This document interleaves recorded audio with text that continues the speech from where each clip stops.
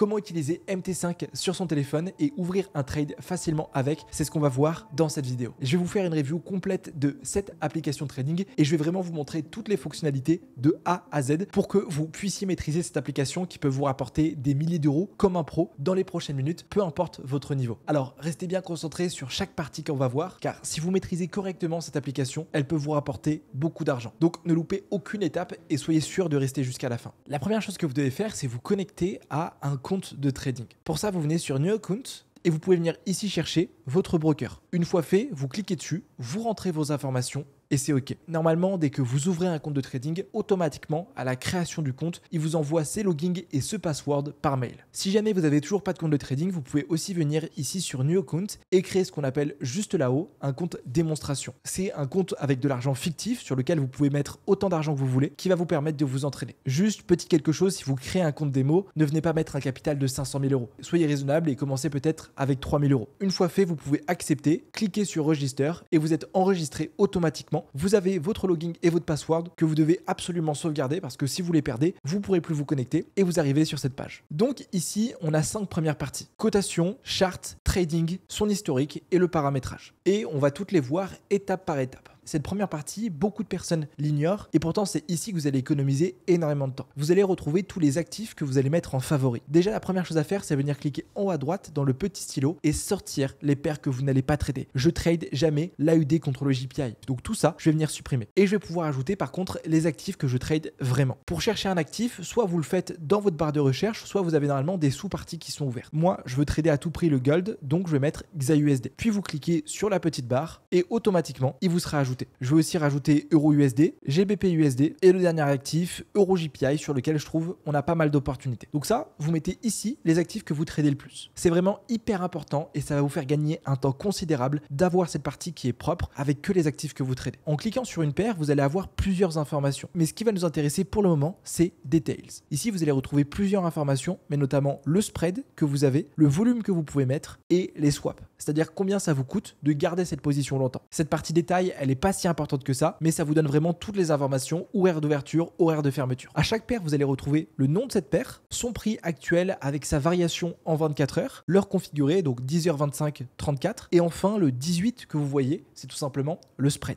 Alors, qu'est-ce que ça veut dire ce spread? En fait, comme vous pouvez le voir juste ici, si vous voulez rentrer actuellement sur le marché en vente, vous allez pouvoir ouvrir votre vente sur les 3257,60. Mais si vous voulez rentrer en achat, vous avez vu, c'est pas le même prix. Les deux prix sont différents. C'est ce qu'on appelle le spread. C'est la différence entre le prix sur lequel vous allez rentrer sur le marché et le prix sur lequel vous allez être exécuté. Et c'est grâce à ce spread que les brokers se rémunèrent. C'est-à-dire que cette différence, ça va être le bénéfice du broker. Et c'est pour ça que lorsque vous allez ouvrir un trade, peu importe la condition de marché, tout le temps, vous serez en négatif. Donc là, c'est sur l'or, on peut voir que c'est seulement quelques pips. Mais par exemple, si vous tradez une action, l'action Apple, qui coûte $100, à chaque fois, vous ne serez pas déclenché à $100, mais peut-être à 100,05$. Ce 0,5, donc le spread. Deuxième partie, du coup, c'est les graphiques. Alors, on peut y accéder de deux étapes, soit en cliquant sur Charts, soit en cliquant sur un actif et en cliquant pareil sur Charts. Vous allez retrouver ici, du coup, le cours de votre actif avec en haut à gauche l'intervalle de temps sur lequel vous êtes. Là, je suis en 1 heure, c'est-à-dire que chaque bougie sur mon graphique vaut 1 heure. Mais si je me mets en 1 minute, vous avez vu, je suis en mode scalping. Vous allez retrouver ici un curseur si vous voulez savoir le prix exact. Vous pouvez aussi rajouter des indicateurs et faire des tracés. Maintenant, moi, c'est quelque chose que je fais vraiment jamais. Je trouve ça beaucoup trop imprécis sur MT5 et beaucoup trop brouillon. Si vous voulez modifier la couleur de votre graphique, j'ai mis du temps à les comprendre, venez dans Settings, puis ensuite dans Chart. Et vous pouvez aller sur Color et venir ici mettre vos modifications. Donc si vous voulez une couleur verte comme ça, vous pouvez le mettre. Noir comme ça, vous pouvez le mettre. Bref, le configurer. Moi, pour être honnête avec vous, je vais quasiment jamais sur cette partie. Pour faire vraiment tous mes tracés, je préférais utiliser TradingView. Alors ça peut paraître bizarre, mais c'est un peu comme un cuisinier. Au début, le cuisinier, il va lire son livre de recettes pour savoir qu'est-ce qu'il va faire, avoir les idées, savoir les quantités qu'il doit mettre. Bref, avoir en détail quel est le plat précis qu'il va faire. Et une fois qu'il a ce plat précis, il va aller en cuisine et va commencer à cuisiner. C'est pareil avec nous. Vous allez aller sur vos graphiques TradingView pour analyser le marché, pour placer vos zones, repérer des niveaux clés, mettre des alarmes. Et une fois que le marché revient sur votre prix, là, vous vous rendez sur votre application trading pour exécuter la prise de position. Sur cette partie, par contre, il y a une fonctionnalité que des fois, je vais utiliser, que très peu de personnes ne connaissent. C'est ce que vous trouvez en haut à droite ici. Ça vous permet de rentrer en position rapidement. Vous avez juste à cliquer sur Buy et vous voyez, vous êtes exécuté. Vous pouvez aussi ici simuler des prises de position en venant placer un stop loss et un take profit et en regardant combien vous perdez. Donc là, par exemple, si je mets mon stop loss sur les 3250,65, je peux voir que j'ai une perte de 4,57 € et si je le mets sur ce high, je gagne 8 €. Une fois que vous avez configuré ça, vous pouvez venir ici pour exécuter le trade. Et tous ces trades, vous allez les retrouver dans cette troisième partie qui se nomme trade, sur lequel vous allez retrouver votre balance, donc combien vous avez actuellement de capital de trading. L'equity, c'est votre capital de trading moins votre moins-value et plus-value latente. Donc là, on peut voir que je suis à 85 € en perte latente. Donc on peut voir que je suis à 3000 moins 85 €. Ensuite, la marge que vous prenez. Donc là, j'ai 30 $ de marge. Combien de marge j'ai encore disponible? C'est-à-dire combien je peux m'exposer encore sur le marché. Et ensuite, ça en pourcentage. Mais ici, le nerf de la guerre, il est en haut à droite sur la petite croix. C'est ici que vraiment vous allez faire le gros du travail et passer la plupart du temps. Vous allez retrouver tout en haut les paires que vous avez sélectionnées en favori. Et c'est pour ça que je vous disais que c'était hyper important de le faire parce que ça va vous faire gagner du temps. Si vous avez ici une multitude de paires,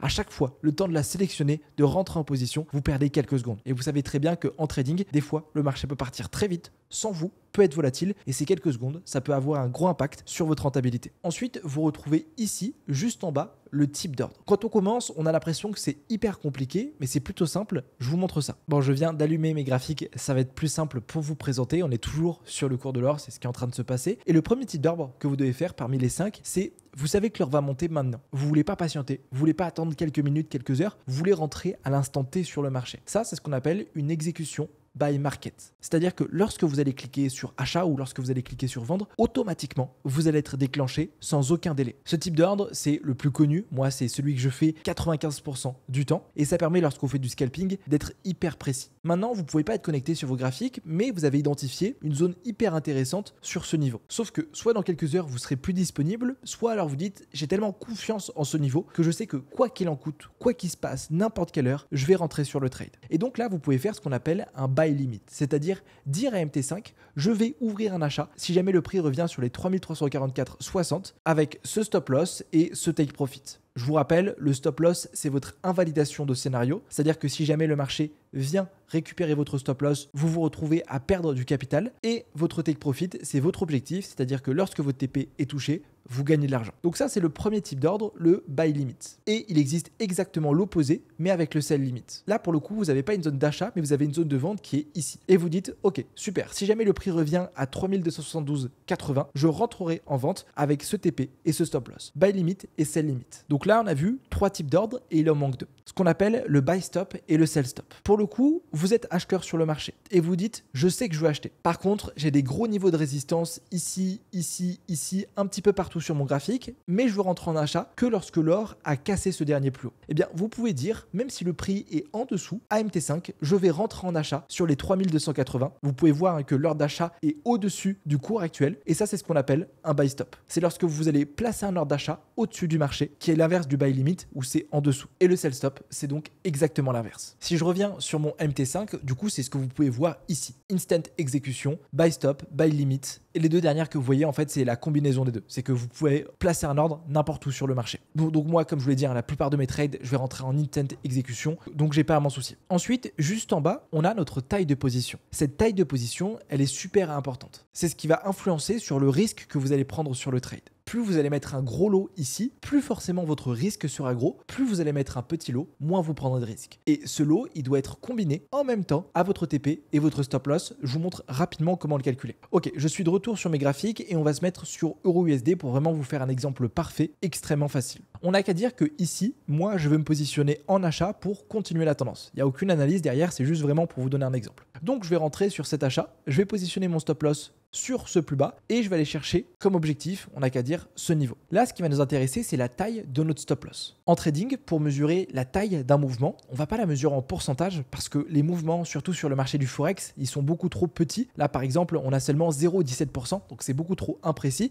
mais on va la mesurer en pips. Pips, ça veut dire point of percentage. C'est comme si vous mesurez une distance, 10 cm, 20 mètres, vous avez comme unité de mesure le mètre. Une durée, ça peut être les minutes, ça peut être les heures. Eh bien, en trading, c'est la même chose. Pour mesurer une variation, on va la mesurer en pips. C'est notre unité de mesure. Pour la mesurer, soit vous faites une soustraction. Donc, vous faites votre point d'entrée moins votre point de sortie, soit simplement, vous allez venir ici sur TradingView et chercher cet outil de mesure. En prenant ce point d'entrée et ce point de sortie, vous allez voir juste ici 20,2. C'est-à-dire que vous avez 20,2 pips de stop loss. C'est aussi simple que ça. Maintenant, qu'est-ce qu'on fait avec ces 20,2? Pareil, vous pouvez faire un calcul mathématique en fonction du risque que vous prenez sur le marché, mais lorsqu'on commence, ça peut être plus compliqué. Et donc, je vous invite simplement à trouver une calculatrice de position. Moi, je vous conseille celle de Rentable Trader et ça se présente comme ça. Vous allez pouvoir choisir l'instrument sur lequel vous êtes. Donc là, on est sur EURUSD. La devise de dépôt. Donc, je ne sais pas si vous vous souvenez, mais on a ouvert le compte en euros. La taille de son stop loss. Donc là, on a 20 pips. Petite astuce, je ne sais pas si vous vous rappelez au début, on parlait du spread. Le spread, il n'est pas gratuit, on doit le payer. Et on a à peu près 2 à 3 pips de spread sur notre point d'entrée et sur notre point de sortie. Dès qu'on rentre, on a du spread.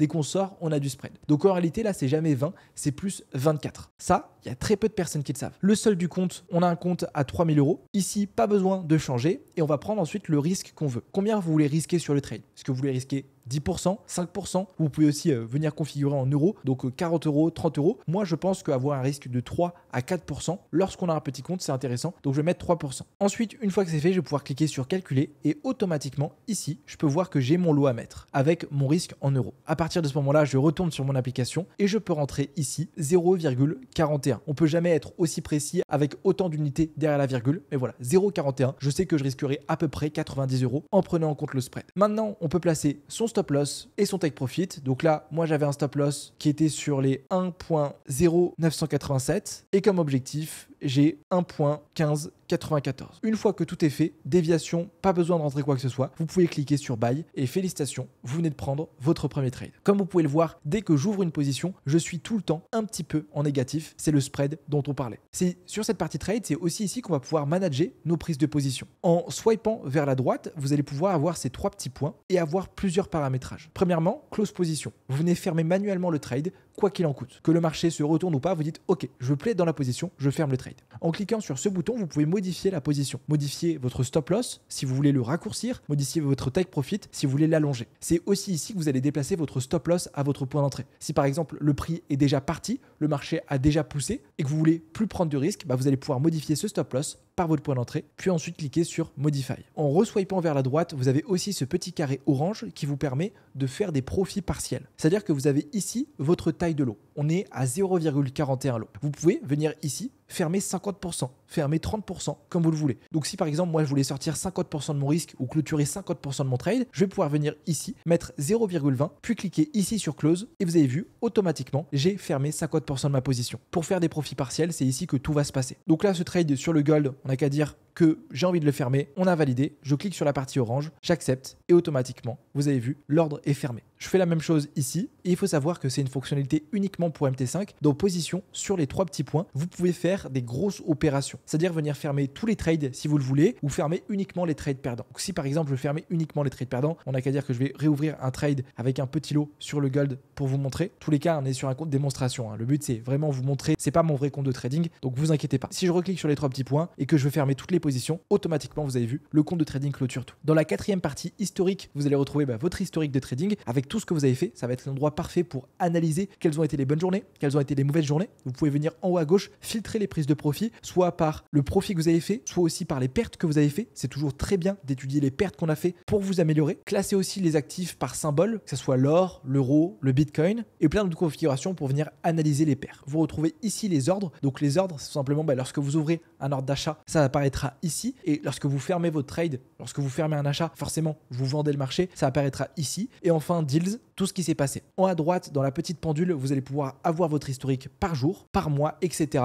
Et même en cliquant sur Custom, faire un historique adapté à la période de temps que vous voulez. Vous pouvez, sur le dernier bouton, et ça c'est hyper intéressant cette fonctionnalité, créer un trade report avec vos profits, vos pertes, qu'est-ce qui s'est passé, toutes vos prises de profit, toutes vos prises de position. Et pour analyser ces performances, analyser ces datas, vraiment, je vous recommande. Et enfin, du coup, sur la dernière partie setting, vous retrouvez votre compte de trading avec les différentes informations, un moyen de changer votre mot de passe, la couleur de votre graphique, mais le plus important, comme je vous l'ai dit, c'est ce 3e bouton, le bouton trade. Voilà les amis, on a fait un tour complet de l'application MT5. Vraiment, vous devez savoir maîtriser cet outil. C'est votre outil de travail lorsque vous êtes trader. C'est ici que vous allez pouvoir clôturer des milliers d'euros comme perdre de l'argent. Et si vous arrivez avec un outil de travail qui est mal configuré, qui est pas propre, ou vous comprenez pas tout, vous risquerez peut-être de faire des erreurs qui peuvent vous faire perdre de l'argent. Donc n'hésitez pas à re-regarder les parties partie qui vous intéresse de la vidéo. Et puis si jamais vous voulez aller plus loin sur les marchés et avoir accès moi à tous les trades que je prends sur mes comptes de trading et différentes stratégies, je vous invite à cliquer sur le premier lien dans la description pour rejoindre mon groupe Telegram, un groupe sur lequel je partage tous les jours au quotidien ce que je fais sur le marché. Et puis si jamais vous voulez voir comment j'ai clôturé 7600 $ sur une seule prise de profit, cliquez sur cette vidéo, je vous explique tout là-bas. Je vous dis rendez-vous pour la prochaine vidéo. C'était Casper, comme d'habitude, c'est un plaisir.